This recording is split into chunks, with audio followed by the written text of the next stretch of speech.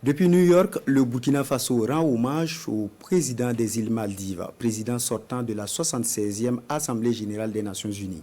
Il est félicité pour sa gestion des questions sécuritaires africaines pendant son mandat par la ministre des Affaires étrangères, qui a par ailleurs reçu en audience une délégation de Crisis Group venue s'enquérir de la situation sécuritaire du Burkina. Sanoa Christine Koulibaly.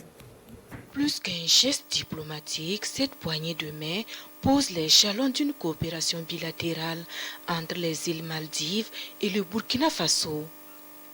À son homologue Maldives, Olivia Rwamba est venue vendre la destination Burkina Faso. On a parlé du potentiel en termes de coton, de l'or, même en termes touristiques, le fait que le Burkina Faso est un pays où justement la chasse touristique est un domaine assez phare.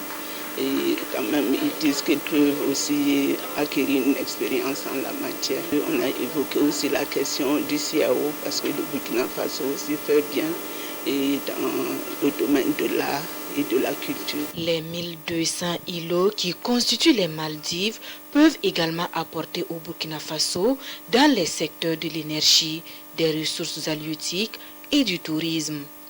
Cette rencontre a aussi donné l'occasion à la chef de la diplomatie burkinabé de rendre un hommage à son homologue qui a assuré la présidence de la 76e session de l'Assemblée générale des Nations unies. Au cours de laquelle session, il a été quand même question de beaucoup de sujets relatifs à l'Afrique et qui ont connu d'ailleurs une gestion très appropriée. Il s'agit notamment de la représentation justement de l'Afrique au sein du Conseil de sécurité. Il y a eu la question du changement climatique et la question des droits de l'homme, entre autres. Donc, et le fait même que les 2 années qui ont précédé leur année de présidence ont été des années assez délicates du fait de la pandémie à Covid-19.